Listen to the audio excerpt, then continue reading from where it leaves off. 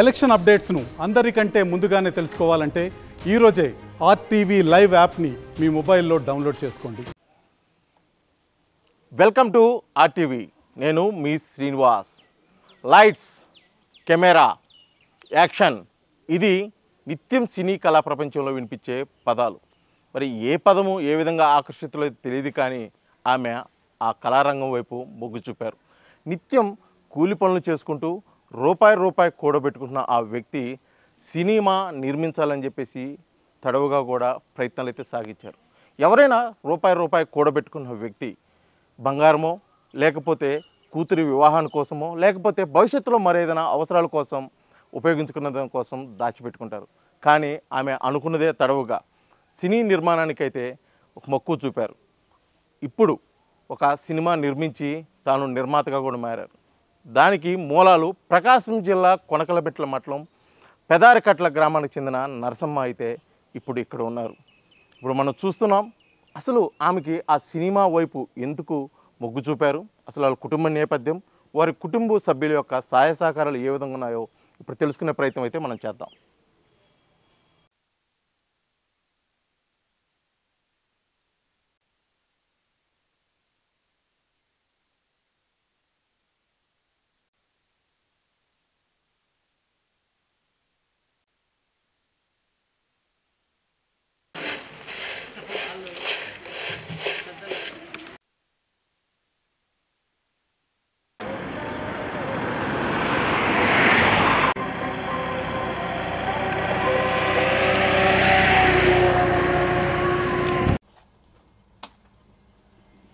సాధారణంగా కుటుంబ సమేతంగా సినిమాకి వెళ్ళాలంటే వందలు వేలు ఖర్చు అవుతున్న రోజులు ఇవి.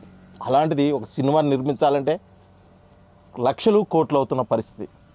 కానీ ఆమె చేసుకుంటున్న కూలీ నాలకి వచ్చిన రూపాయికి కూడబెడుతూ ఇప్పటి వరకు తనకున్న యావత్ ఆస్తిని సైతం త్యాగం చేసి సినిమా ఎట్టి పరిస్థితుల్లో ఆగకూడదని చేస్తున్న కూలి పని, అదేవిధంగా హోటల్ పని వస్తున్న రూపాయి కూడా సినిమా రంగం వైపు పెట్టి చివరికి పూర్తి చేయడం కూడా జరిగింది. అసలు ఆ సినిమా రంగం వైపు ఎందుకు మరలారు, అసలు ఆ సినిమా ఎంతవరకు వచ్చింది, ఆ విశేషాలంటూ ఇప్పుడు వారు మాట్లాడి తెలుసుకునే ప్రయత్నం చేద్దాం. మనతో పాటు ఉన్నారు నరసమ్మ దంపతులు. నమస్తే. అమ్మ, సాధారణంగా కూలీ చేసుకున్నారు, ఒక రైతు కుటుంబం ఇది. వచ్చిన రూపాయి పాపాయితోటి ఏదైనా దాచిపెట్టుకోవడం, ఏదో బంగారం ఏదో కొనుక్కోవడం చేస్తారు. కానీ అసలు మీరు సినిమా వైపు చూడటం వరకు ఓకే, ఆకర్షితులతో అవుతారు. అసలు సినిమా నిర్మించాలని మీరు ఎందుకు అనుకున్నారు? ఎందుకు అనుకున్నామంటే చేయాలనిపించింది సార్. మాకు చేయాలని నేను అన్ని డబ్బులు దాచిపెట్టుకున్నా. మేకలు, పిల్ల పొలము, రైతులు పని చేసుకుంటా, రైతు భారెత్తుగా చేస్తాం మేము పని చేసుకుంటా. అన్నీ చేస్తే ఇల్లు తర్వాత దాచిపెట్టా. నేను అన్నీ ఒక ఉండికి పోసుకున్నా, డబ్బులు వాళ్ళకి ఇవ్వకుండా.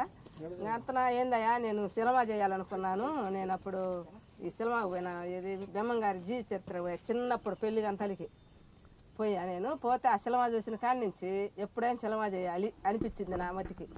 మళ్ళీ పొట్టేలు పున్నమ్మకి పోయా. నేను పొట్టేలు పున్నమ్మకి కూడా పెళ్లి గంటలకే పోయా. మళ్ళీ ఒకసారి వచ్చినాక ఇద్దరం కలిసి పుట్టింటికి రాసి వెళ్ళని పోయాము. ఆడికి పోయిన కాడి నుంచి ఆమె ఏడుపు చూస్తే నాకు సినిమా చేద్దామని నా మతిలో ఉంది. తర్వాత డబ్బులు ఇచ్చేటప్పుడు నేను సినిమా చేయాలని ఇన్ని డబ్బులు దాచిపెట్టుకున్నా, చేద్దామంటే ఈయన పిల్లోడు అందరు అరిసిండ్రు, నీకెందుకు మా సినిమా, నువ్వేం సినిమా చేయాలని, ఎన్ని డబ్బులు కావాలి నీకెందుకని నన్ను బాగా అరిసారు వాళ్ళు. అరిస్తే మీరేమైనా చేయండి, నేను సీట్ అది చిన్న సినిమాని చేయించుకుంటా. ఒక ఆయన కన్నానికి వచ్చినప్పుడు చెప్పిండు నాకు, నేను అది చేయాలని నాకు పట్టుదల ఉంది, నువ్వు చేయాలా వద్దని కూడా మీరు వద్దన్నా నేను ఆగను అని చెప్పి నేను గట్టిగా మాట్లాడితేను ఇంకా నీ పట్టుదల మేము తీలేము అని చెప్పి అన్నారు వాళ్ళు. మళ్ళీ ఒకసారి ఉన్నాక మళ్ళీ కొన్ని జీవాలు భవాలు కొద్దిగా అమ్ముకున్నా. నేను అమ్ముకొని అవి కూడా వాళ్ళకి కొన్ని నేను దాచిపెట్టుకున్నా. నువ్వు సొమ్ము చేయించుకోవే అని చెప్పి చాలాసార్లు తిట్టిండ్రు. తిట్టినా కూడా నేనైతే నాకు వద్దు సొమ్ము, నాకు సొమ్ము అవసరం లేదు, నేను ఏదైనా జనంలోకి పోవాలి, ఒక పని చేయాలి అని నాకు పట్టుదల ఉంది. అందుకు నేను చెయ్యాలి అనిపించా. ఇంకా వాళ్ళు వద్దు అని వాళ్ళిద్దరు తగు ఆడుకొని గొడవ ఆడుకొని మా అబ్బాయి వెళ్ళిపోయాడు. మా అమ్మ ఏడదేస్తుంది ఇన్ని డబ్బులు, మా అమ్మ ఇన్ని రోజులు కష్టం చేసి ఇంకా చేయాలంటుంది. ఇప్పుడు నుంచైనా కొన్ని సొమ్ము చేయించుకొని కొన్ని డబ్బులు దాచిపెట్టుకొని శుభ్రంగా బతక్క ఆయన అని చెప్పి మా అబ్బాయి అని వెళ్ళిపోయాడు తగులాడుకొని. డబ్బులు కొని ఎవరు, నేనే ఏడ్చిపోయి ఒక 500 ఇచ్చా. 500 ఇస్తే నాకు వద్దమ్మంటే వద్దన్నాడు. బస్ స్టాండ్లో పోయి ఏడిసి ఇంకా చేతులు పెట్టా. ఇంకా 500తో పోయి వదరా 2 సంవత్సరాలు అసలు కానరాలా, ఫోన్ చేయలా, ఏం లేదు, సైలెంట్ అక్కడే ఉండేసిండు. ఏందా అబ్బాయి రాలేదు, ఏంది అబ్బాయి రాలేదని చెప్పి నాకైతే రెయిన్బోలు ఏడిపోతుంది. కానీ ఇంకా చూసి సాకి పెద్దోడైపోయా, అన్నీ చేస్తే వాళ్ళు ఫోన్ కానీ ఎత్తల. ఇంకా 2 సంవత్సరాలు దాటినాక అప్పుడు ఫోన్ చేసిండు వాళ్ళ నాన్నకి. చేసి మా అమ్మకి అంటే ఇచ్చిండు. ఇస్తే నేను మాట్లాడా, ఏం రవి ఇన్ని రోజులు పోయి అక్కడే ఉన్నావంటే, నేను రానమ్మా నాన్న అరిచిండు అని చెప్పి అన్నాడు. అంటే సరేలే అరిస్తే వాళ్ళు ఇంకెవరు అరుతారా, మేము అరవకపోతే అని చెప్పి అరిచినా కూడా రాలా. మళ్ళీ 1 సంవత్సరం అంతా ఉండి ఇంక అప్పుడు వచ్చాడు. వచ్చినాక నేను చెప్పాయా, నేను ఆ రోజు సినిమా చేయాలనుకున్నా కదా, ఒక ఆయన అన్నానికి వచ్చి చెప్పిండు అందుకని చేయాలంటే వద్దంటే నువ్వు ఎందుకు బాధపడతావు అంటాడు మా వాడు. నేను చేయాలయ్యా, నాకు చేయాలనిపించింది అని చెప్పి అన్నీ చెప్పే వరకు ఇంకా మా వాడు సరేలే మరి నువ్వు ఎట్టా ఆగవు, మా నాన్నకు అడుగు, మా నాన్న వాళ్ళ నాన్న అడిగితే వాళ్ళ నాన్న అంటూ నీకెందుకు అసలు శిలమా, సొమ్ము చేయించుకొని చాలకుండా ఉండమని చెప్పుతో కొడతాడు కూడా. అంటే నువ్వేమైనా చెయ్యి, నేను చేయాల్సిందే, నేను చేయాలి, నేను చేసి చూడాలి అని చెప్పి.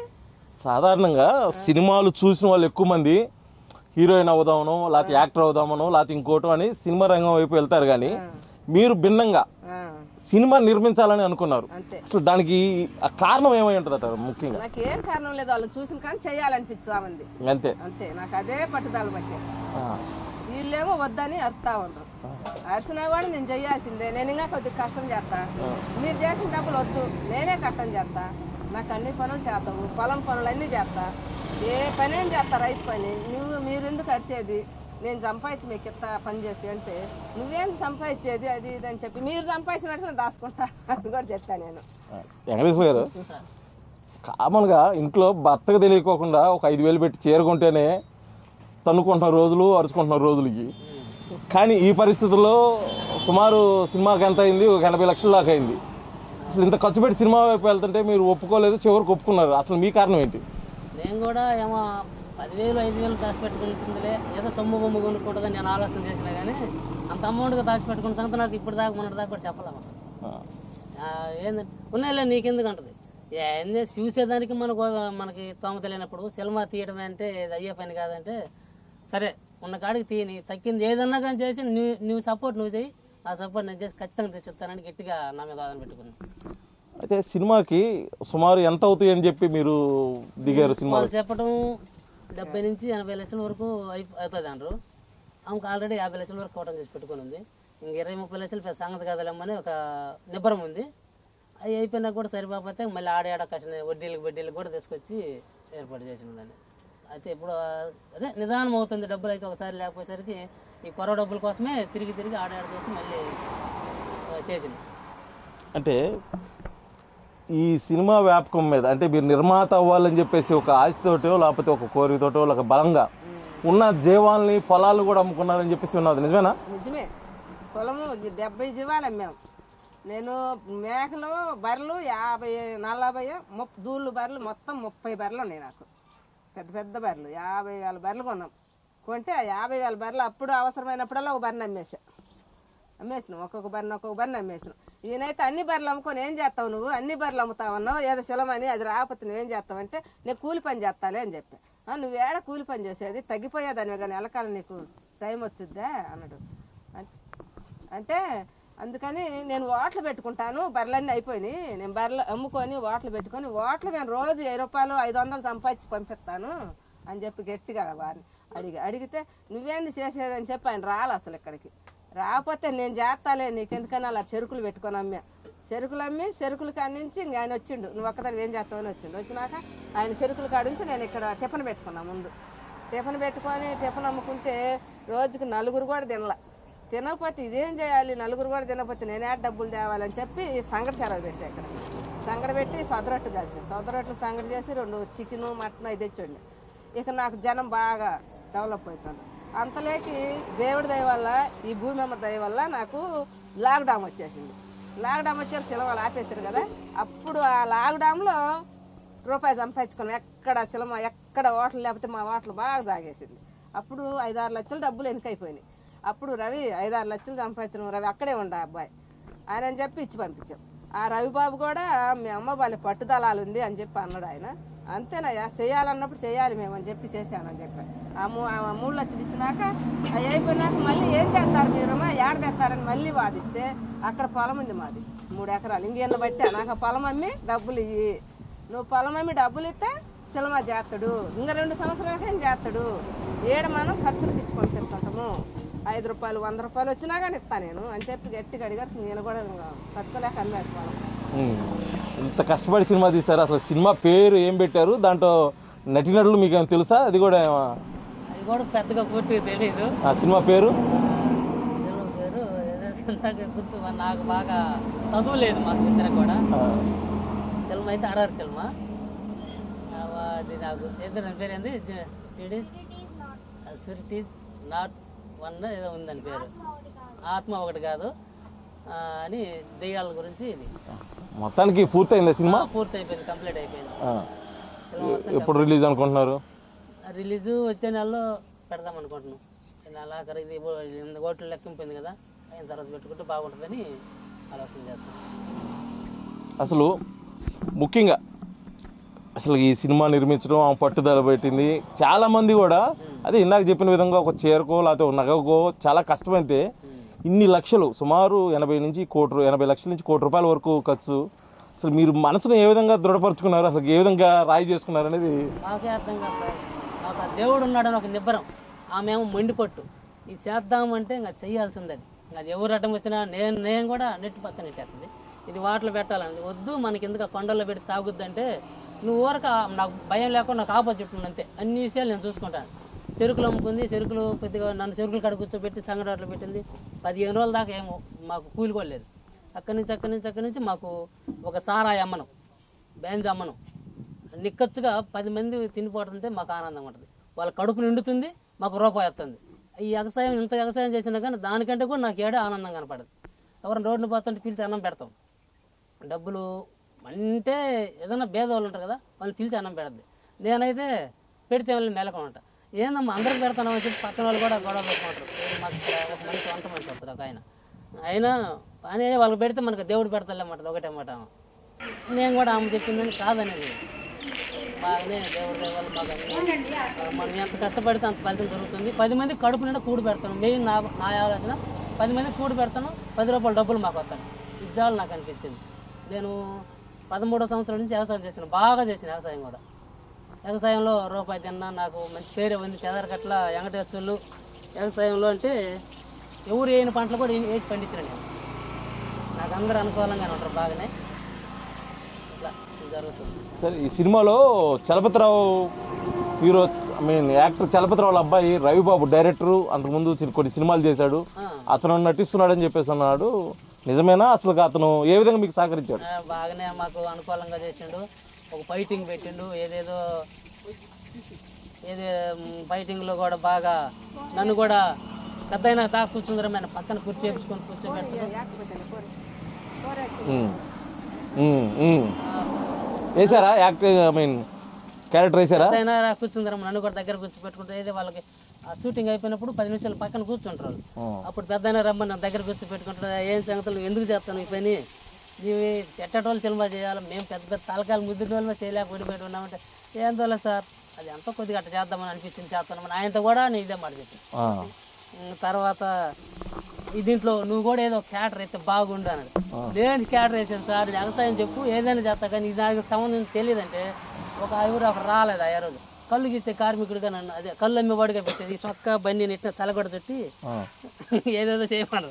నాకేం తెలియదంటే నువ్వు వరకునే ఉండి మేమైనా చెబుతామని చెప్పి అతను ఎవరో డైరెక్టర్ డిక్లేర్ చేసిన దాన్ని చూసి విచిత్రంగా నవ్వాను చేస్తుంటేనే. నీకేమనిపించింది? వాళ్ళందరూ నవ్వుతుంటే నాకు కూడా ఇదేదో బాగున్నట్టుగా అనిపించింది. ఈ తలగొడ్డ బాడీ గోసి పెట్టారు, ఇది ఎంతో తగిలిచ్చారు, కళ్ళు ఈ పక్కన ఒకటి తగిలిచ్చారు, ఈ పక్కన ఒకటి తగిలిచినారు.